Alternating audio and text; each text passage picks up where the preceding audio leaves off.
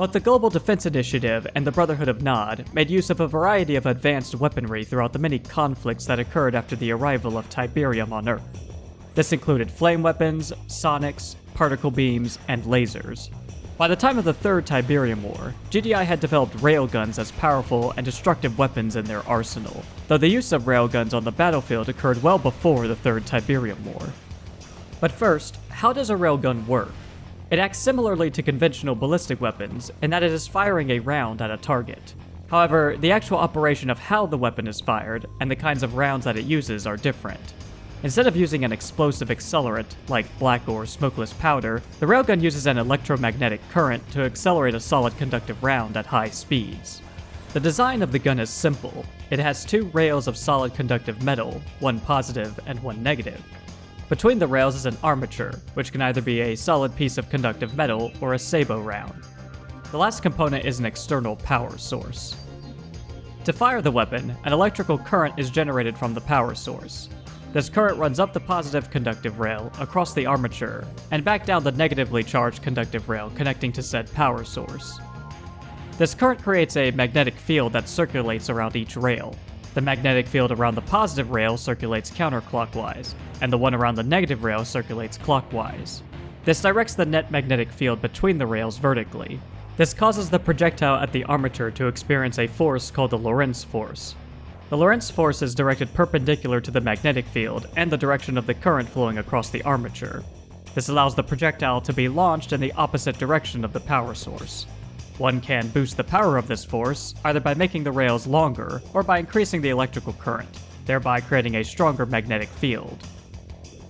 The advantages to using a railgun over a more conventional firearm is that the round travels farther, faster, and at higher speeds, causing damage through pure kinetic force. As previously mentioned, the round itself is just a piece of solid metal, which makes it easier to handle and transport. Conventional rounds use chemicals, like gunpowder, which are typically more volatile to deal with. The major downsides to the railgun are that it requires a tremendous amount of power to function properly. The electrical current along the rails also generates a lot of heat, which can damage them.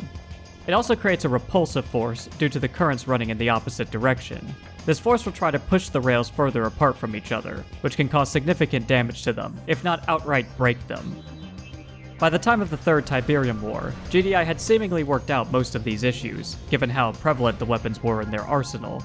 But experiments in railguns have been ongoing since the First Tiberium War, and even more interestingly, it was the Brotherhood of Nod who were poised to field the first of these weapons on the battlefield.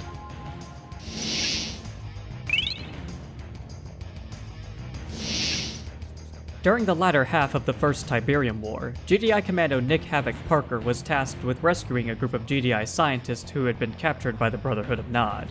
The Brotherhood needed them to work on their secret Regenesis project, which was led by a man named Gideon Ravachol, who was the leader of the Black Hand at this time. While on mission to infiltrate a Black Hand-controlled chateau in order to rescue the scientist, Parker was able to eavesdrop on a conversation between two Nod soldiers talking about an experimental weapon that Ravachol himself had obtained. It is the electromagnetic system that revolutionizes it. No internal propulsion for the warhead? No. The magnetic induction coils launch the solid slug. Amazingly fast, I might add. Once we start issuing this weapon model, we will be unstoppable, brother. I hear that Ravachol has a prototype in a secret cache somewhere in the chateau. Probably in the library, knowing this place. The description seems to match that of a railgun, although such a weapon cannot be found in the library in the chateau. But this weapon is used by Ravachol in the multiplayer mode of Command & Conquer Renegade, and is aptly known as the Scorpion Railgun. The Scorpion Mass Driver Railgun is highly effective against infantry, able to kill almost any soldiers in one shot. It can also do a decent amount of damage to vehicles as well. The main downside to the weapon is that it only fires one round before needing to be reloaded, so missing a shot could prove to be fatal for the user. The bullet itself is classified as a Torque Round 2 Mass Driver 30mm, manufactured by Han Industries. It seems that Han Industries were one of the various weapons manufacturers during the First Tiberium War. It's not known whether they exclusively made weapons for the Brotherhood or also developed any for GDI. The suppressor on the barrel of the weapon says Made in Republic of Korea, but I don't know if that is referring specifically to the suppressor or the entire gun itself. Either way, it does seem that this weapon is a prototype, as Ravishaw's the only one to wield it. Ravishaw himself would ultimately be killed by Havoc after he underwent transformation into a cybernetic Tiberium super soldier, but the railgun was not with Ravishaw at that time, so we can't say for certain that GDI originally acquired the technology from the Brotherhood, or if they had their own experiments going on that just didn't see combat before the First War ended. However, some would be ready by the time of the Second Tiberium War, and not just exclusively used by GDI.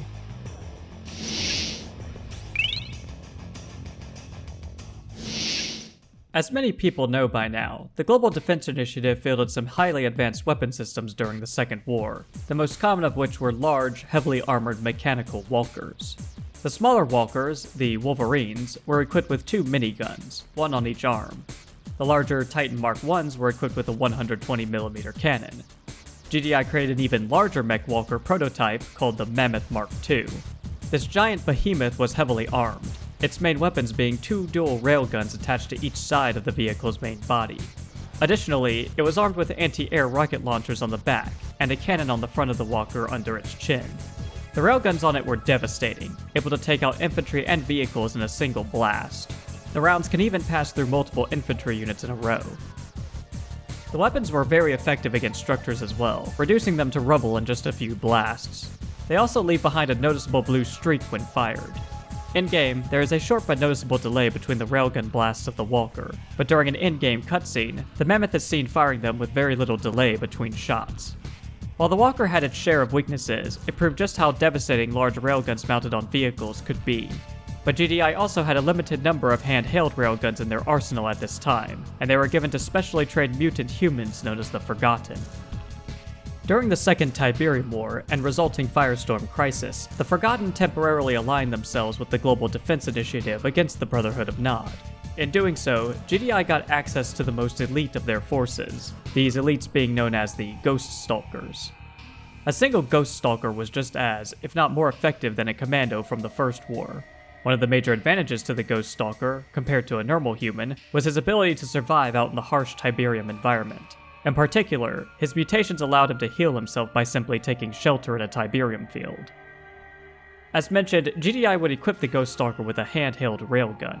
This gun was very effective against infantry, able to kill rows of soldiers in a single shot. This kind of gun could also take out vehicles too. It could destroy lightly armored ones, such as the Banshee, in a single blast. But more heavily armored vehicles like the Harvester mobile repair vehicle would take about 3 or 4 shots. GDI also equipped the Ghost Stalker with C4 demo charges to destroy buildings with. I did notice that in-game, when the Ghost Stalker goes up to plant a C4 charge on a building, he also fires his railgun right before the building explodes. I'm not sure if this is just an in-game glitch, or if the idea behind it is that he's shooting the C4 to cause it to explode and destroy the building. But if that's the case, I don't see why he would need to be next to the structure in order to shoot the charge. Regardless, the Ghost Stalker was a formidable soldier to reckon with on the battlefield, only matched by the Brotherhood's own cyborg commando.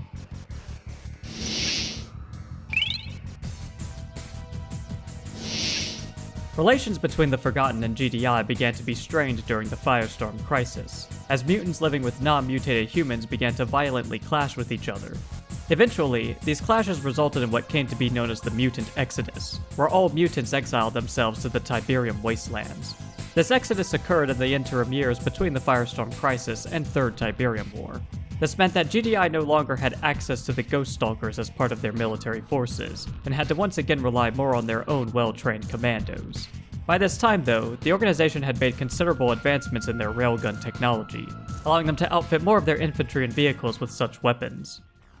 GDI continued to equip their own commandos with a new top-secret railgun rifle. This rifle looked and functioned similarly to the standard GD2 rifle carried by their infantry squads, but it packed a greater punch against enemy infantry and had a high rate of fire compared to all other handheld railgun types. The trade-off to having such a high rate of fire was that the weapon was far less effective against vehicles.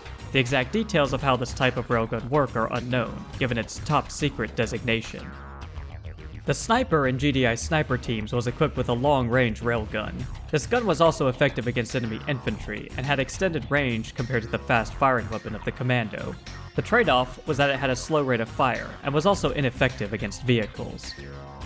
Heavy infantry known as zone troopers did carry railguns strong enough to damage vehicles and structures. These railguns worked similarly to the ones used by the Ghost Stalker, and could possibly be improved versions of those original weapons. They were quite effective in the hands of the zone troopers, who could wade into dense Tiberium fields without needing to worry about being affected by the toxic fumes of the green crystals. This was thanks to the heavy environment suit that they wore, which also came equipped with a jetpack that they could use for extra mobility. They could even be equipped with scanner packs which allowed them to detect and engage stealth units, taking them out quickly with their railguns. Zone troopers who were part of ZOCOM, known as Zone Readers, used sonic grenade launchers instead of railguns. GDI field commanders had the option to outfit their vehicles with railguns if they wanted. They would first have to request the weapons from a technology center. One could tell when they were delivered by the railgun upgrade pod located next to the structure itself. Of course, one could also tell by the change in weapon systems on the vehicles that were equipped with them. These vehicles included the medium Predator tanks and the heavy Mark III Mammoth tanks. They also applied to base defenses such as the Guardian Cannon, which was the primary anti-tank defense turret for most GDI bases.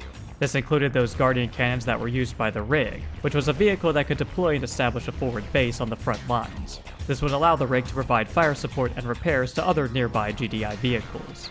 Of course, the most powerful tank in the GDI arsenal, the Marv, could also obtain railgun turrets if a squad of zone troopers garrisoned the tank, further increasing the vehicle's already considerable firepower. I'm also going to assume that the sniper teams that enter the Marv also give it a railgun turret as well, albeit one that is only effective against infantry. The Steel Talon's Experimental Combat Technology Division were perhaps the most well-versed when it came to using railguns. They fielded an upgraded version of the Titan Walker from the Second War, which they called the Titan Mark II. These walkers could not only replace their main cannon with a railgun, but they, in addition to other units or structures equipped with railguns, could accelerate the weapons, which increased their rate of fire, and therefore, their damage output. This railgun accelerator did have a potentially fatal downside, and that it would also cause damage to the vehicles themselves due to the increased amount of heat and stress on the weapon system. Because of this risk, other GDI divisions were reluctant to adopt this type of function on their own railgun-equipped units. The last possible railgun weapon system that GDI had in their arsenal is the Orbital Strike. I say possible because I'm not 100% sure if the Orbital Strike actually utilizes railguns or not. GDI commanders can call in a strike once they have established a Space Command uplink. The description says that the orbital platform launches a series of highly destructive slugs. The term slugs seems to imply that they are launched via railguns in orbit. The lack of a fiery explosion when they hit the ground also indicates that these slugs don't have any sort of explosive inside them. Instead, they just kick up a lot of dirt from impacting the ground at such high speeds, causing massive damage to units and structures within the strike radius.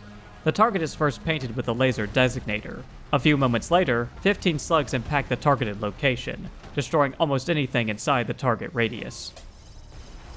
During the latter stage of the Third Tiberium War, railguns and sonic weapons were vital in helping the Global Defense Initiative defeat the small but destructive Skrin invasion force. With the knowledge of this new extraterrestrial threat, and the Tacitus being back in the hands of Kane, advanced weapons like railguns will prove integral in helping GDI combat what's left of the Brotherhood, and give them a fighting chance against a possible future invasion by the Skrin.